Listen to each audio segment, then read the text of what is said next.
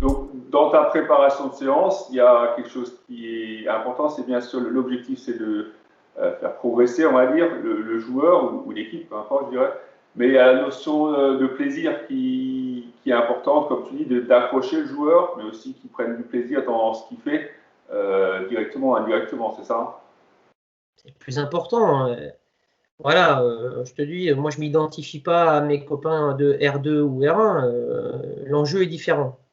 Pour certains joueurs, pour beaucoup, ils ont leur indemnité de déplacement. Pour certains, on leur donne même des primes à l'entraînement, des primes de présence. On marche sur la tête. Je parle de primes de présence à l'entraînement, mais t'es fou. L'entraînement, c'est une obligation, mec. J'ai pas besoin de te donner de l'argent pour venir t'entraîner, toi. Mais dans nos clubs un petit peu voilà, de district, bien souvent, qu'est-ce qui se passe? Entraînement mardi, jeudi. Le mardi, tu te retrouves à 10-12. Encore, c'est bien. Et le jeudi, tu es à 18. Parce que les mecs ils viennent le jeudi parce qu'ils savent qu'il y a match dimanche. Bah, le mardi et le jeudi, si tu te retrouves à 18-20 à l'entraînement, c'est que les entraînements, ils sont bien. Et ça, c'est important. Et un entraînement qui est bien, bah, c'est que le mec, il a pris du plaisir. Même à 30 ans ou à 35 ans, il a fait des choses qu'il n'avait jamais faites. Il a progressé dans certains points. Et le dimanche, pour l'entraîneur, c'est la cerise sur le gâteau. Mais le vrai boulot de l'entraîneur, le vrai job de l'entraîneur, là où il doit être bon, mardi, jeudi, hein. S'il a du monde à l'entraînement, c'est qu'il est bon. Si c'est une quiche, ils sont 6-7 le mardi, et puis, alors du coup, tu dis aux gars de la réserve, bah, venez vous entraîner avec moi. Et les mecs de la réserve, tu me prends pour un con, quoi. Tu me regardes jamais. Et là, comme tu es assis à l'entraînement, il faut qu'on s'entraîne avec vous. Non.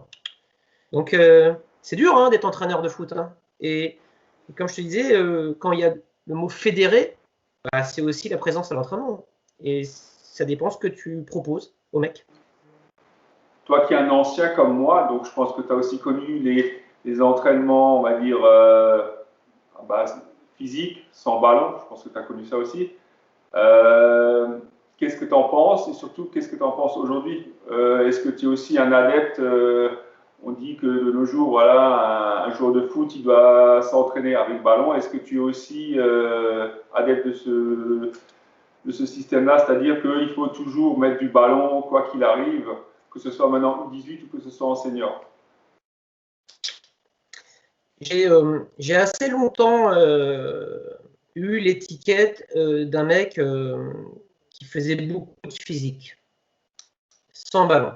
Parce que j'étais préparateur physique et il y a des tâches ingrates que le joueur ne veut pas faire. Tu demandes à des joueurs d'acheter des chaussures de running, les mecs ils viennent avec des Air Max. Hein. Donc j'ai eu souvent cette étiquette qu'un joueur m'a rappelé. Il me dit Damien, tes entraînements ils sont bien et tout, il y a quelques années, hein, mais essaye de mettre plus de ballons. Et j'ai écouté le copain, hein, c'est Yanis Star, hein, d'ailleurs, qui m'avait fait cette réflexion, et qui jouait chez Turc Abijulaire, et donc j'ai modifié ça. Je ne suis pas adepte aujourd'hui des diagos et des ceci et des cela. Voilà. Tu veux punir un joueur, ah stop, vous faites de la merde, ah faites des diagos, on fait des diagos. Zéro. Le physique, comme je t'ai dit, la préparation, moi j'aime bien faire beaucoup de choses, des fois des choses qui n'ont rien à voir avec le football, hein, la natation, le run and bike et tout ça. Donc ça c'est dans la phase de préparation. Après, quand on est en phase de compétition et de l'entraînement hebdomadaire, hein, que avec le ballon. Le football aujourd'hui, il a besoin de fraîcheur. Et c'est pour ça que je suis assez content de voir des coachs un petit peu qui émergent. Je ne dis pas que l'ancienne école, c'était pas bien, au contraire. Ce qui se faisait et ce qui était bien il y a 20, 30 ans, il faut le garder. Monsieur Delmas, il nous faisait faire des choses il y a 30 ans que je refais encore aujourd'hui. Mais le football, il évolue. On a une autre population. Les mecs, ils sont friands de choses nouvelles. En même temps, faut pas faire des séances d'entraînement style FIFA 2021, quoi. Donc, faut rester terre à terre. Donc, non, je suis pas. L'entraînement, il est avec le ballon. Voilà, le footballeur, il a besoin de ballon. Par contre, tu peux travailler physiquement, tu peux leur faire mal physiquement avec le ballon. Voilà. Et du coup, ça passe mieux. Ça passe mieux. Toi, juste un exercice voilà, de pliométrie où on répète beaucoup de choses avec des courses variées, avec des changements de direction. Sur 3, 4, 5 minutes, c'est répétitif, surtout si tu as 6, 7, 8, 10 ateliers. À l'issue du circuit, une petite appui remise où on vient mettre le ballon très proprement, on vient ranger le ballon dans un petit but. Voilà, il faut qu'il y ait le côté ludique, donc le joueur, tu peux le faire travailler en lui donnant du ballon. Voilà, moi je pense qu'il faut se creuser la tête aussi. Hein. Il faut se creuser la tête. En gros, tu t'adaptes à ton environnement. C'est-à-dire que les entraînements que peut-être tu aurais fait il y a 10 ans, tu peux plus forcément, ou il y a 15-20 ans, tu peux plus forcément les faire maintenant parce que les gens, ils ont changé et ils s'attendent à autre chose au niveau du foot ou au niveau des entraînements. Puis le foot, il a changé, Christophe. Faut avouer quand même. Aujourd'hui, il n'y a plus personne, enfin si, il y en a encore, et il n'y a plus personne qui joue avec un libéro et un stopper. Voilà, le 4-3-3 à la Giroud, voilà, tout ça, le foot, il a évolué techniquement, tactiquement, les changements de système sur différentes situations. Donc oui, si tu veux être un petit peu dans le coup aujourd'hui, il faut que tes entraînements ils soient adéquats avec le foot d'aujourd'hui. Voilà. Il faut vivre avec son temps. Hein. Le foot, il a évolué aussi bien sur et en dehors des terrains. Et là, il faut être curieux. Il faut être curieux, il faut regarder, il faut être humble et toujours se remettre en question. Est-ce que ce que je fais, ce que je propose, les mecs, ils kiffent? Oui ou non? Voilà. Et donc, non, je suis plutôt adepte un petit peu de ce foot d'aujourd'hui. Ouais. Justement, sur ce que tu dis, est-ce que tu recherches un retour de tes joueurs par rapport à ta séance? Est-ce que tu leur demandes, est-ce que ça leur a plu ou est-ce que tu cherches quelque chose, un moyen de voir si la séance a plu? Alors, ma séance, ça démarre toujours par une petite causerie.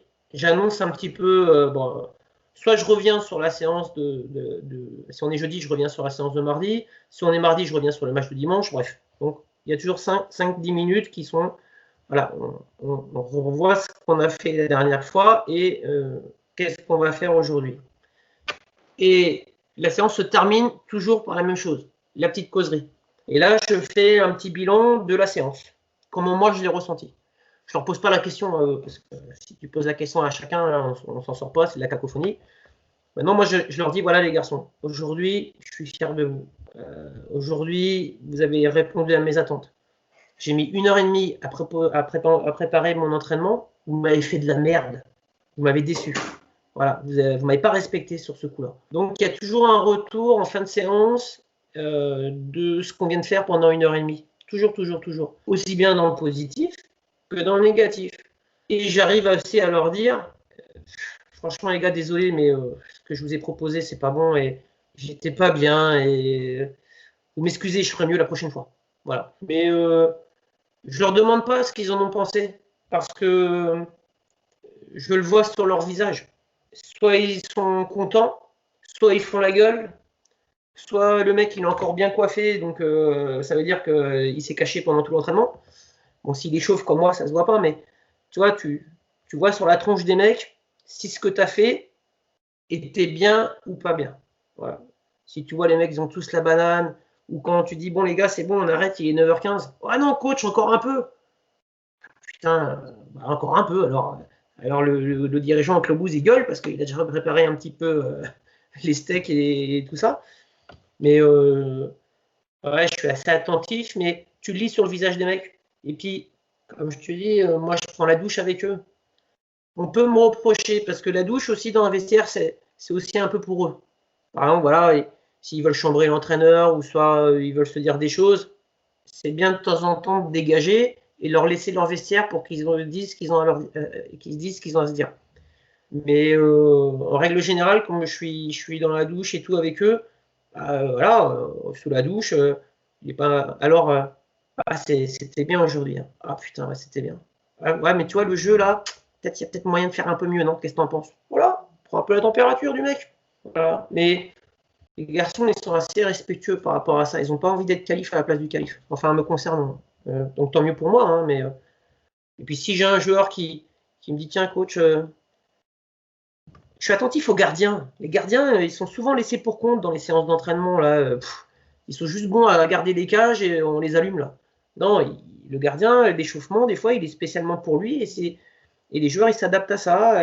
Non, je veux que tout le monde soit satisfait, moi, de mon entraînement. Du gardien ou du remplaçant, ou même du petit jeune, là, le petit U18 qui est venu découvrir un peu la séance de l'équipe 1. Là. Je suis assez attentif à ça. Qu'est-ce que pour toi une séance qui réussit où tu te dis aujourd'hui j'ai fait un entraînement, voilà, il y avait du monde et tout, et à la fin de l'entraînement tu te dis ouais aujourd'hui c'était nickel. Quels sont les indicateurs? Tu l'as déjà peut-être un peu évoqué, mais les indicateurs qui te disent ouais aujourd'hui c'était nickel par rapport à ce que je voulais faire, par rapport à ce que les joueurs ils ont fait. Quoi. L'intensité qu'ils y ont mis, est-ce qu'ils ont été réceptifs? Est-ce qu'ils ont fait la gueule? Et puis, si après au clubhouse, t'as que 2 mecs qui restent, ils ont vite pressés de partir.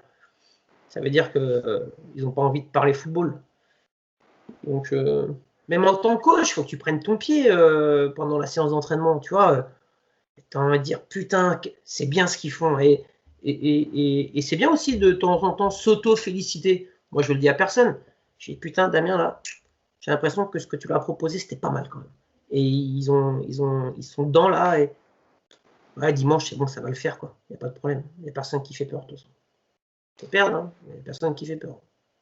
À l'inverse, quels sont les indicateurs pour te dire qu'après la fin de séance, aujourd'hui c'était vraiment pas top quoi. Alors, c'est quand j'ai voulu détruire un joueur. C'est que il y a un truc qui n'a pas été là.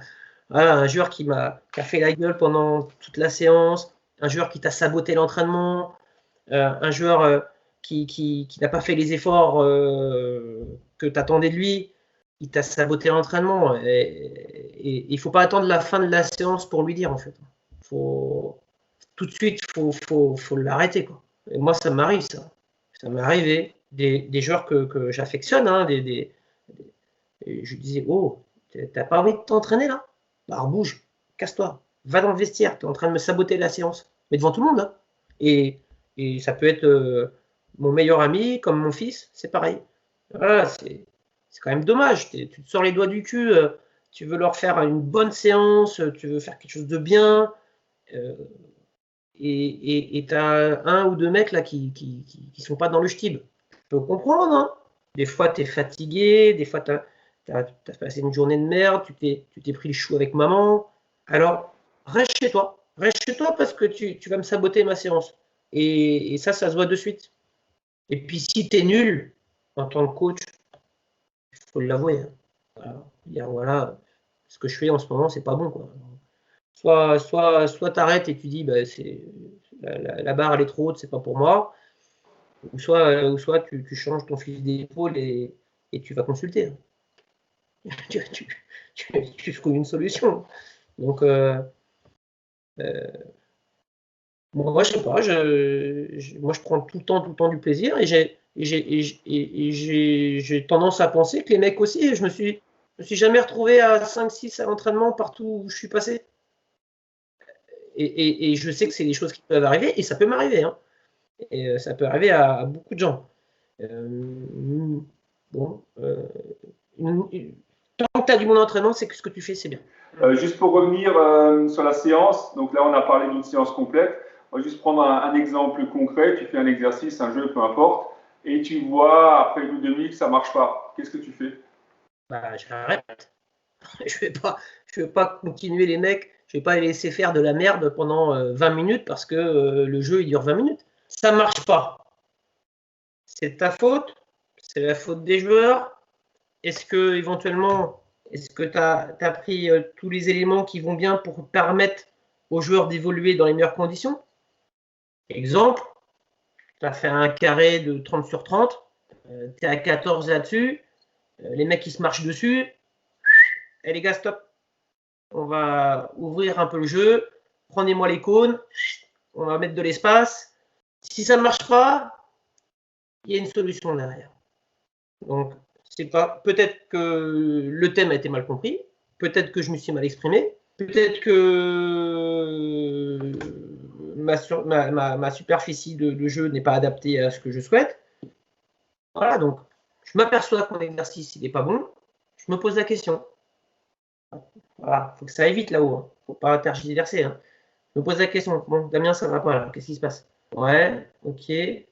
Ou ça peut être juste un joueur qui te met le truc, tu vois, qui te met pas l'intensité qu'il veut, qu'il faut.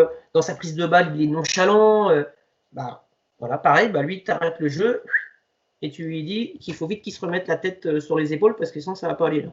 Et ce qui est valable pour un joueur, quand tu reprends un joueur à l'entraînement, c'est valable pour les autres aussi. Hein, t'as pas ta tête de turc, hein, mais si ça marche pas, on trouve la solution. Et il y a toujours une solution.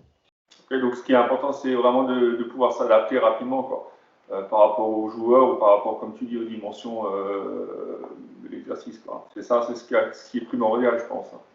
Des fois, tu vois des coachs, ils mettent leur jeu en place, leur truc, ils sont assis dans la guitoune parce qu'il pleut, donc les joueurs, ils sont en train de cravacher, le coach, il est dans la guitoune, il est au téléphone, pour certains, il fume une clope, arrête, et tu veux que tes joueurs, ils fassent bien ce que tu leur as proposé. Donc, quand ça ne marche pas, déjà, il faut se remettre en cause tout de suite soi-même. C'est de ma faute ou c'est pas de ma faute? Voilà. Première chose, avant de taper sur le joueur, réfléchis si ce que tu as proposé, déjà, c'est pas mal. Et une fois que tu es persuadé que finalement, toi, tu as fait ce qu'il fallait, ou tu as élargi le terrain, ou ceci, après, tu peux te dire, les gars, qu'est-ce qui se passe là? Les rouges, là, depuis tout à l'heure, vous êtes à la ramasse complet. Les verts, eux, ils comprennent. Ils vous mettent la piche. Il va falloir, à un moment donné, mettre le curseur sur on. Là. Il faut, bref, des fois, il faut aussi leur rentrer dedans hein, pour que le jeu ou l'exercice que tu proposes, il soit vivant. Voilà. Donc, arrêter un jeu, un entraînement et remettre les pendules à l'heure à tout le monde, bah, de temps en temps, ça fait du bien. Et au coach aussi. Dans tes séances, donc par rapport au U18, il y a toujours l'idée de progression, on est d'accord, de formation. Est-ce que tu fais attention à travailler, on va dire, prioritairement les qualités des joueurs, les défauts, voire les deux? Ou alors, tu fais attention à ça? Vaste débat qui vaut le coup d'être discuté. U18, senior, féminine. Moi, j'aime bien travailler sur la qualité du joueur. Le joueur, il a la qualité, il faut le faire progresser. Appuyer sur ses défauts, ça peut être bon aussi. Parce que tous les défauts peuvent être corrigés. Maintenant, quand tu as des U18 ou des seniors, voilà, si le gamin il a des problèmes de motricité à 18-20 piges, bon, travailler la motricité à 18-20 ans, malheureusement, voilà, c'est pas acquis, c'est pas acquis. Donc, je préfère travailler sur un garçon qui a un peu des difficultés, entre guillemets, qui a 2 pieds gauche, par exemple. Bah, je vais peut-être plus travailler sur ses qualités intrinsèques et le faire encore évoluer grâce à ses qualités. Voilà. U18 senior, quand tu as des défauts et que tu les traînes depuis un petit moment, les mauvaises habitudes, c'est un peu compliqué à t'en défaire. Donc, je dirais 70%, j'essaye de travailler sur les qualités du joueur et 30% sur ses défauts. Ce qui m'intéresse, c'est à l'arrivée, collectivement, qu'est-ce que ça donne. Il y a des joueurs que tu ressens des défauts et que tu vas les mettre à des postes qui ne sont pas adaptés à eux. Bah, mets-le plutôt à un poste où il se sent bien avec ses qualités, plutôt à un poste où il va traîner toute la misère du monde parce que tous les défauts qu'il a, ils vont se révéler au grand jour, quoi. Donc, il y a des fois, il y a des joueurs qui ont la prétention de jouer à certains postes, mais vu leurs défauts, et ben, tu leur expliques non, ce poste-là, il n'est pas fait pour toi, mon grand. Par contre, je te vois plus là, parce que joue sur tes qualités. Joue sur tes qualités. Donc, 70-30 sur les qualités du joueur. Quelques questions qui sont un peu plus axées sur les seniors. Par rapport à tes séances, quand tu avais des joueurs qui travaillaient, qui étaient absents, comment tu faisais pour préparer tes séances? Christophe, 3 choses importantes. La première, c'est la famille. La deuxième, c'est le travail. La troisième, c'est ton activité sportive, tes loisirs et tout ça. Donc il ne faut pas que le football et les entraînements soient une contrainte et un fardeau que tu portes, et il ne faut pas que tu viennes avec ton sac, en traînant ton sac de la maison jusqu'au stade. Donc il faut que tu viennes aux entraînements, aussi bien même quand il pleut, il fait froid, avec du plaisir. Donc, les absences à l'entraînement. Aujourd'hui, les mecs, ils bossent en hebdomadaire, en 2x8, 3x8. On va quand même pas les empêcher de jouer au foot, ces mecs qui travaillent en 3x8. Voilà. C'est peut-être des bons joueurs, c'est peut-être des bons mecs. Et puis, moi, je suis qui pour leur interdire de venir jouer au foot? Je suis personne, moi. Donc, le joueur, en début d'année, il prend sa licence, il vient vers toi, il dit voilà, coach, j'aimerais venir te rejoindre, mais je bosse en 2x8 et est-ce que ça me sera préjudiciable? C'est un peu ça le sens de ta question. Comment je fais avec ces gars qui ne peuvent pas s'entraîner tout le temps ou autre? Et je lui dis, si tu es bon, si tu es dans le bon style, si tu es un vrai copain, si tu es un camarade, tu joueras dans l'équipe où tu dois jouer. Peut-être tu joueras avec la 1, peut-être avec la réserve, peut-être avec la 3, enfin. Mais en tout cas, ton activité professionnelle ne te sera pas préjudiciable. Par contre, c'est sûr que tu vas t'entraîner une semaine sur 2. Et par rapport à tes copains qui peuvent s'entraîner toutes les semaines, tu auras un peu de retard. Maintenant, si tu me dis que quand tu es de l'après-midi, tu vas au moins courir 1 ou 2 fois dans la semaine, où tu te fais tes petits exercices, tes petits éducatifs, des machins, pour combler un petit peu, même si tu combleras jamais une séance complète d'1h30, et que le dimanche, tu tiens la route, ça ne me dérange pas. Ça ne me dérange pas. Ce que j'aime aussi, les gamins, tu as des mecs qui travaillent en 3x8, et là c'est de la classe. Hein. Ils viennent de 19h30 à 20h30 à l'entraînement, et après, ils se disent, coach, je m'en vais. D'ailleurs, ils ont fait le plus ingrat, en fait, au début de la séance, et je m'en vais parce que je vais travailler. Chaque effort égale récompense. Chaque effort égale récompense. Ces mecs-là, il ne faut pas les mettre de côté. Voilà. Faut maintenant, s'il y a meilleur que lui et qu'il lui manque ces 2 séances, ces 4 séances par mois, il faut en parler au joueur. Et le joueur, il le comprend. Il le comprend, le joueur. Donc, non, pour moi, c'est pas un critère. Maintenant, c'est vrai que le top, c'est si tu as ton groupe de 18-20 joueurs et que tu n'as que 2 ou 3 mecs qui bossent en équipe, c'est idéal. Mais le travail, c'est important. Il est en numéro 2 chez moi. Okay. Un petit peu la même question par rapport à tes séances, donc c'est encore un petit peu plus axé sur les seniors. Par rapport aux seniors, tu peux avoir des joueurs de 17 ans comme tu peux avoir des joueurs, on va dire, de 35-40 ans. Est-ce que tu fais attention par rapport à ce que tu proposes et aussi par rapport aux joueurs, entre le joueur de 35 ans et les joueurs de 18? Est-ce que tu lui demandes, entre guillemets, les mêmes efforts? Est-ce que tu fais attention à ça par rapport aussi aux joueurs que tu vas prendre le dimanche? Ou tu restes simplement sur si le gars, entre guillemets, il est performant le dimanche, peu importe qu'il est 35, qu'il est 18, qu'il donne autant, qu'il donne plus ou moins à l'entraînement? Moi, je ne fais pas trop de différence. Voilà, à partir du moment où tu endosses le même maillot, il n'y a pas lieu que le mec de 35 piges il ait un traitement de faveur par rapport au gamin de 18 ans. Le gamin de 18 ans, souvent, s'il me convient bien, il a les dents qui rayent le parquet. C'est-à-dire que le gars, il vient chercher quelque chose, il vient apprendre, il prend tout ce que tu vas lui donner, et normalement, il va bien te le rendre. Mais aussi le mec de 35 ans.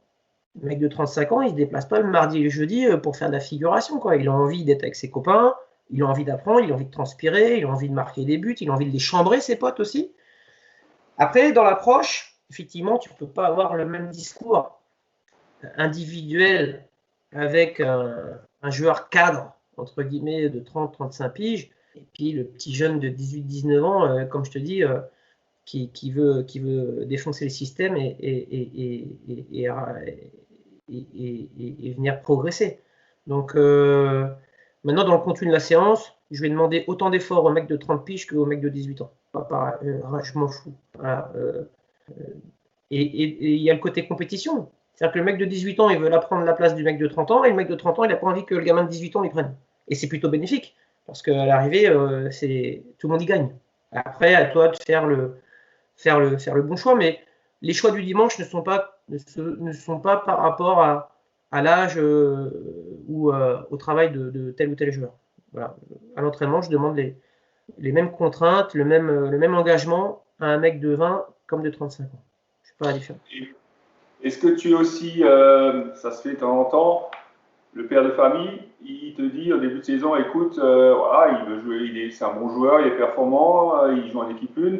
Par contre, il te dit, écoute, moi, les mardis, je ne viens pas, je privilégie ma famille, je viens que les jeudis. C'est par exemple, c'est compréhensible, c'est OK pour toi, ce genre de discours? Non. Si le mec il me dit je bosse, je bosse. Si le mec il me dit écoute coach, mardi je viens pas, c'est l'anniversaire à ma femme, surtout ne viens pas à l'entraînement, fais l'anniversaire à ta femme. Si le mec il me dit jeudi coach, je viens pas parce que c'est l'anniversaire de ma grand-mère, en fait c'est 80 ans, ne viens pas à l'entraînement parce que tu sais pas si tu vas fêter les 81 ans à ta grand-mère. L'entraînement on s'en fout. En 1 c'est la famille, comme je l'ai déjà dit. En 2 c'est le travail et après c'est le football. Mais quand tu t'engages et que tu sais que l'entraînement, c'est 2 fois par semaine, si tu n'as pas de cas de force majeure ou d'événements particuliers, anniversaire ou autre, viens à l'entraînement. J'ai eu le cas où je ne fais plus entraînement les jours de la Saint-Valentin. Je ne fais plus entraînement. Parce que la Saint-Valentin, alors certains, ils s'en branlent, et d'autres, c'est important pour eux. Et comme je t'avais dit aussi au début de notre entretien, les épouses, on s'y intéresse pas assez. Donc, le jour de la Saint-Valentin, les mecs, ils sont à la maison. S'ils décident d'aller faire un resto avec madame, tant mieux. Si pour eux, ça change rien, mais je fais pas d'entraînement. J'avais un joueur, une fois, il était un peu embêté parce qu'il y avait un match important le dimanche et c'était un bon joueur, un joueur cadre. Et il me dit, coach, je suis désolé, jeudi, ça m'embête parce qu'on a un match important dimanche. Jeudi, ma femme, elle veut qu'on aille au concert de Christophe Maé au Zénith à Strasbourg. J'ai dit, mais va au concert de Christophe Maé, moi. Ça ne va rien changer. Je veux dire que tu t'entraînes ou pas aujourd'hui. Si tu es performant, tu joueras dimanche. Prends du temps avec ta femme, prends du temps avec tes enfants. Il faut que ça reste exceptionnel. Tu vois ce que je veux dire?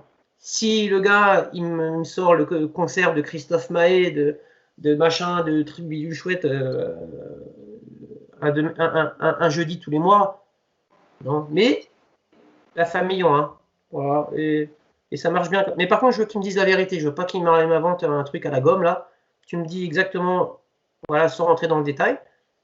Pas de souci. Voilà. La loyauté, l'honnêteté, et voilà. Est-ce que ça fait que le mec, il rate un entraînement parce qu'il part voir un concert avec sa femme?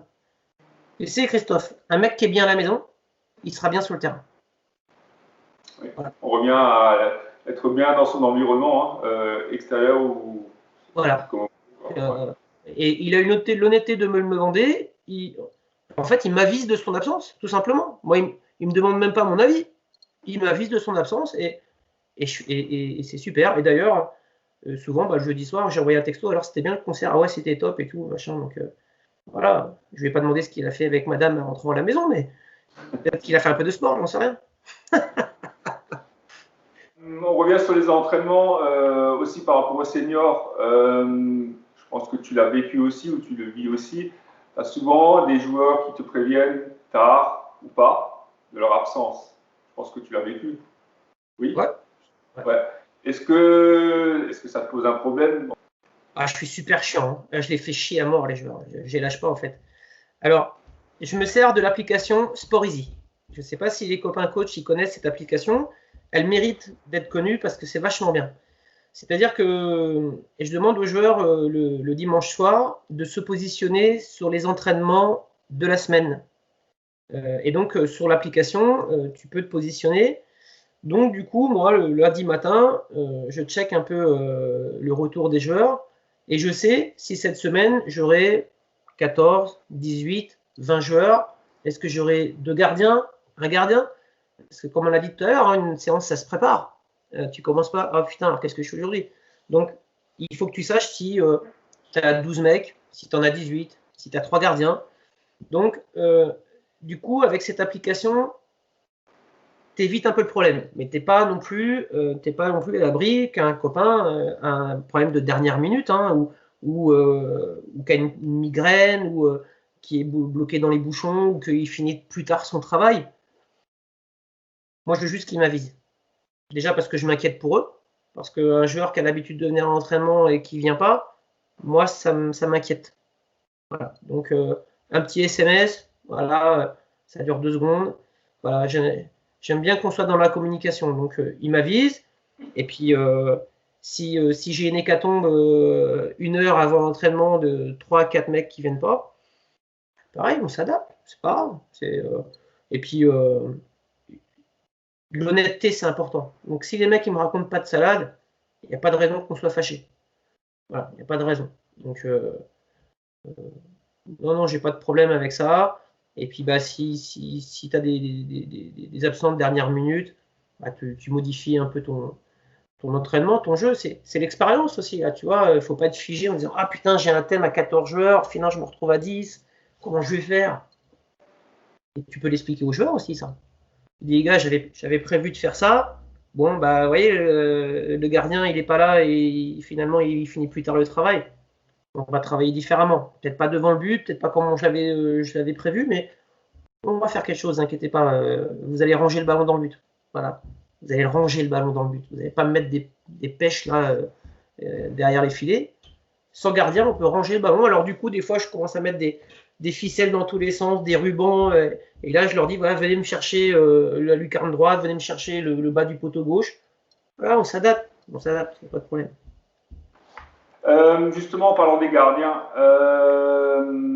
est-ce que tu as que ce soit maintenant chez les 18 ou chez les seniors, est-ce que tu avais un coach spécifique gardien? Ah ouais, j'ai le meilleur. J'ai le meilleur du coin. Voilà.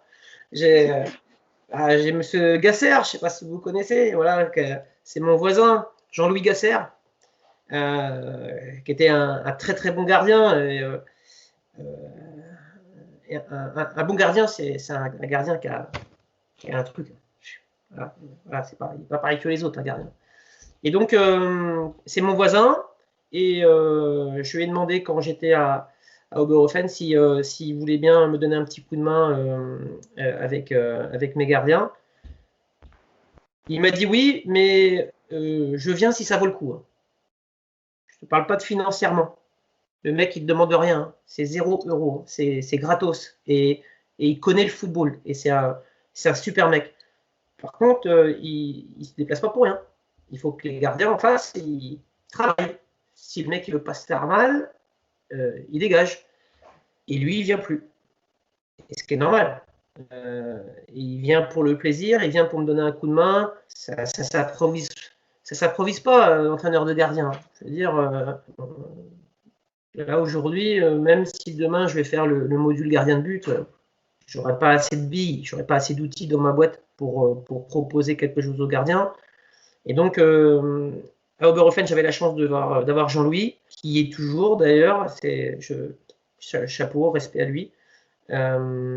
Et à Schirheim, on a Denis Canet, qui était le gardien de l'équipe 1, qui est parti à Erstein, qui vient entraîner les jeunes gardiens du club le mercredi.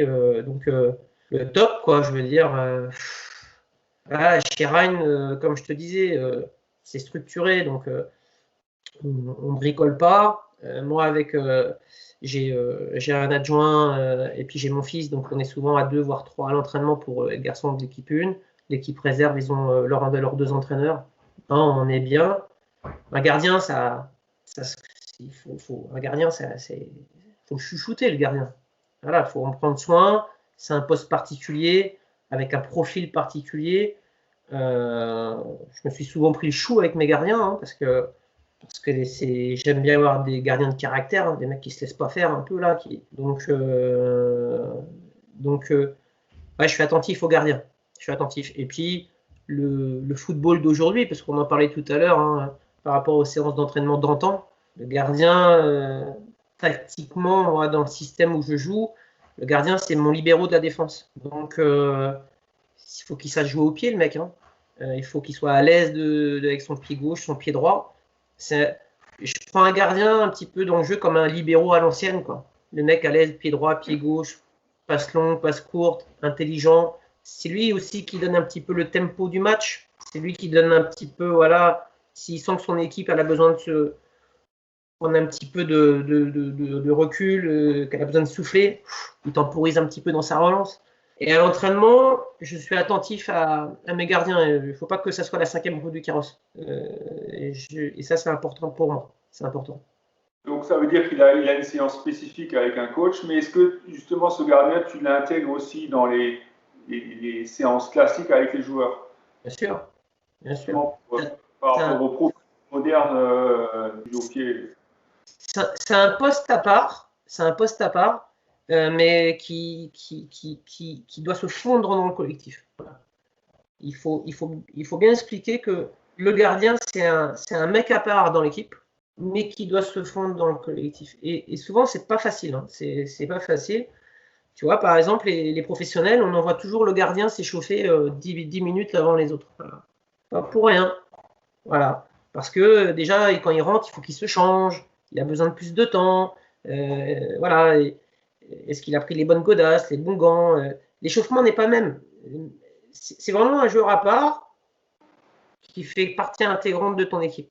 Et c'est pour ça qu'il faut avoir un œil très attentif sur les gardiens. Tu sais, souvent, les équipes, en plein mercato, ils veulent se renforcer avec le meilleur attaquant ou le meilleur numéro 10. Choisis un bon gardien déjà. Important. Et souvent, on n'y pense pas trop à ça. Le gardien, c'est important.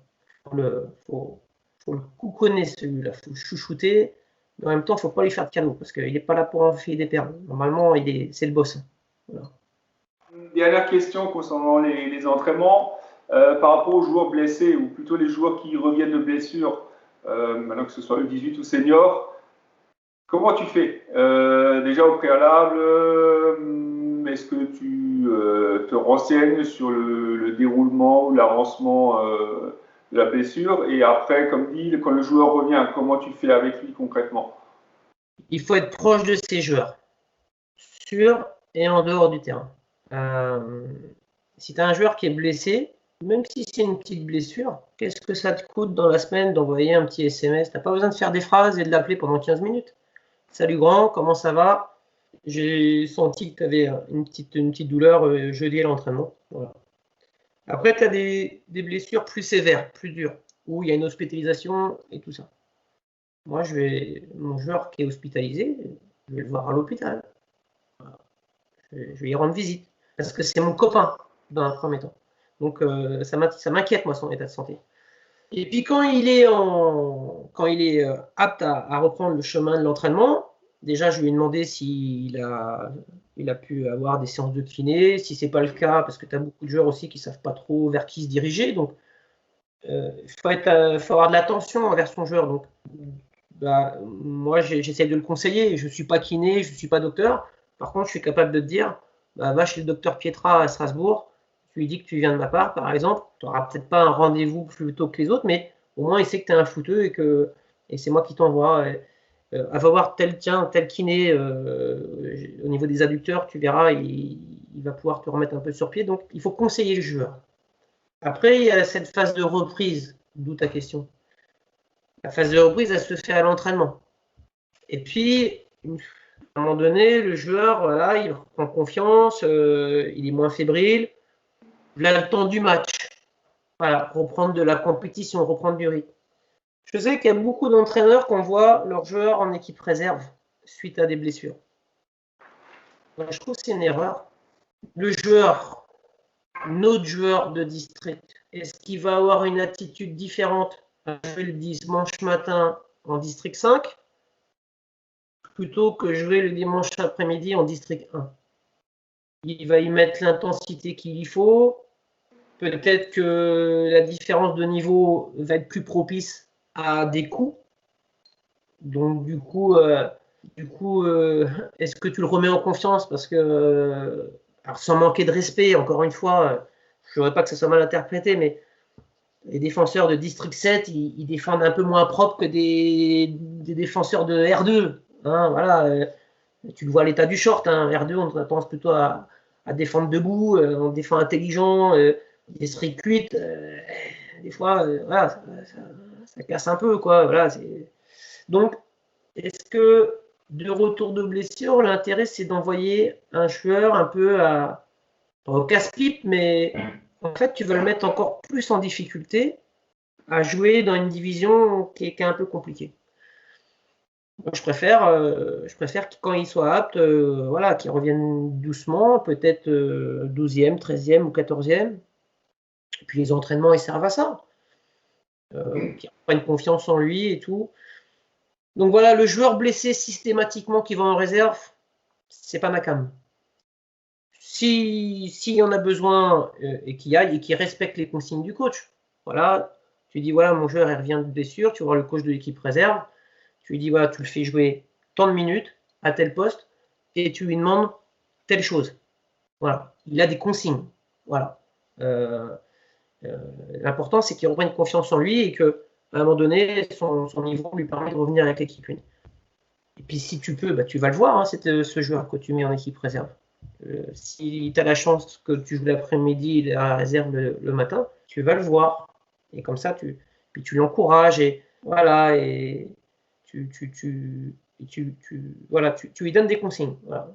Donc, retour de blessure, systématiquement case réserve, pas trop adepte. Il faut être à l'écoute du joueur. Voilà. Certains, oui, d'autres, non. Ça dépend si tu as une réserve aussi.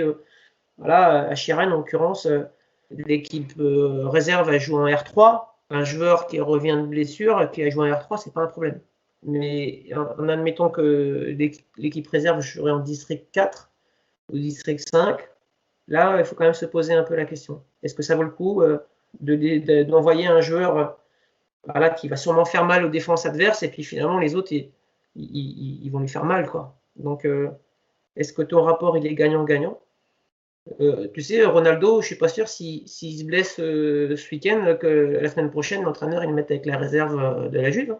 Il m'étonnerait d'ailleurs. Donc, pas systématiquement. Voilà. Je ne suis pas d'adepte d'envoyer le mec en réserve parce qu'il a été absent 2 semaines. Voilà. Ou parce que maintenant, c'est sûr, quand tu reviens des croisés, il y a un gros travail de musculation à faire à l'entraînement. L'entraînement, il sert à ça. Hein. Après, quand le mec il est prêt, peut-être qu'il va jouer 10 minutes avec la une, hein, mais s'il est prêt, il est prêt. Pourquoi l'envoyer au casse-pipe 90 minutes avec la réserve? À voir. À voir. Ok. Dernière question. Donc, tu m'as dit, en U18, vous avez des équipes? Ouais.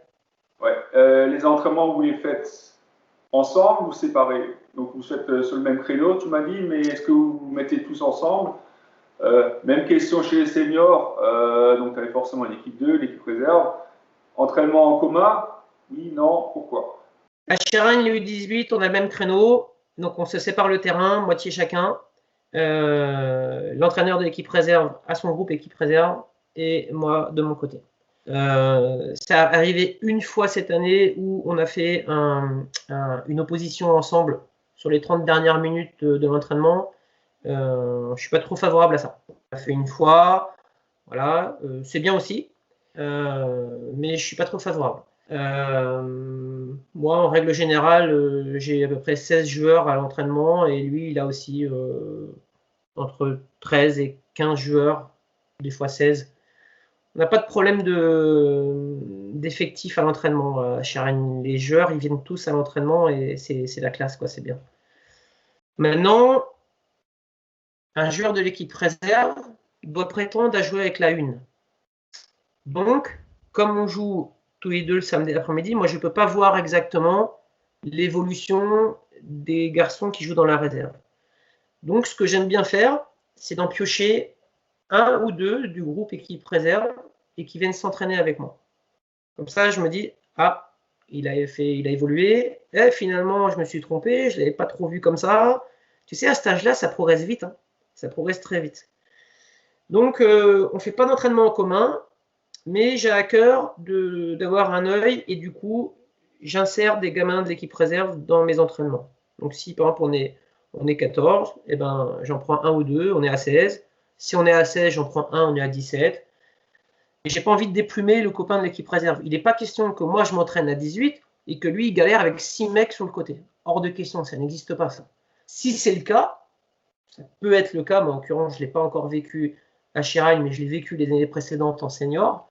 Si c'est le cas, je ne laisserai pas 5-6 copains bricoler un truc sur une moitié de terrain et que moi je fasse le chef d'orchestre et que je fasse mon beau là avec mes 18 joueurs. C'est inadmissible. C'est un manque de respect aussi bien pour un joueur senior que pour un joueur U18. À Oberhofen, effectivement, la première année, c'était un peu ça. Les copains de l'équipe réserve venaient beaucoup s'entraîner le jeudi et ils étaient à 3-4 le mardi.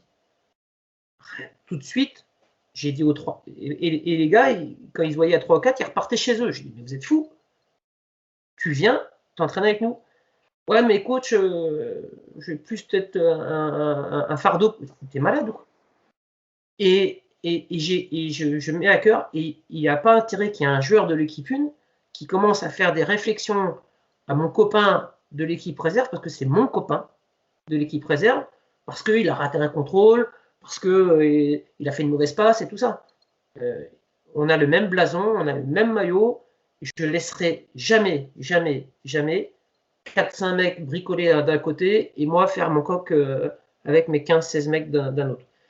Ce que j'aime bien aussi, c'est lors de la préparation, comme on parlait tout à l'heure, quand on va à la piscine, quand on fait des run and bike, quand on fait des RPM, quand on fait on fait de la tribune, on fait de la piste, on fait de la côte. T'emmènes tout le monde. T'emmènes pas juste ton groupe de l'équipe 1. T'emmènes tout le monde. Et du coup, c'est super. On s'entraîne tous ensemble. On fait des gouttes comme ça, là, tous ensemble. Il y a des sourires dans tous les sens. Et puis après, équipe 1, équipe réserve, c'est le choix du coach. Hein. Il faut juste parler avec les joueurs dès le départ, leur donner un petit peu les règles, et puis ça se passe bien. Donc, c'est un savant mélange. Les périodes de préparation peuvent se faire en partie sur certaines séances avec les copains de la réserve. Voilà, et ça se passe plutôt bien. Je sais que dans certains clubs, il y a des coachs de l'équipe 1 et ils n'ont rien à foutre des mecs de la réserve. Et quand t'es pas assez le dimanche, là, tu prends ton téléphone, tu dis, ah écoute, ça te dit de venir, mais t'es fou quoi, tu me vois pas, tu nous laisses galérer à 3 ou 4 comme des chiens le mardi, et là, t'as besoin de moi ce dimanche. Le mec, il vient pas, hein. Et il a raison d'ailleurs. Il a raison. Donc tout ça, pour éviter ce problème, tu mets des pare-feux en place, c'est-à-dire que moi j'ai toujours dit, je suis l'entraîneur de Chiragne, ou je suis l'entraîneur de Oberhofen. Je ne suis pas l'entraîneur de l'équipe 1. On m'a donné cette fonction, mais je suis l'entraîneur du club. Donc, tous les jours du club, ça m'arrivait à Oberhofen de faire une séance avec 30 mecs sur un grand terrain. Et putain, tu ressors, t'es lessivé. Hein. Mais tu peux pas le faire tout le temps, on est d'accord. Hein. Si tu veux travailler des choses, machin, mais tu peux pas laisser, par exemple, le coach de l'équipe réserve, il n'est pas là. On peut avoir des problèmes aussi. On peut avoir un problème au boulot, n'importe quoi. Tu vas pas laisser les 10 copains de l'équipe réserve ou les 12 copains de l'équipe réserve faire un match entre eux. Allez, venez, hop, on fait l'entraînement tous ensemble. Voilà, non, il faut les considérer, ces copains de l'équipe réserve et de l'équipe 3. Sinon, c'est possible, ça. Donc, non, on est dans le même bateau.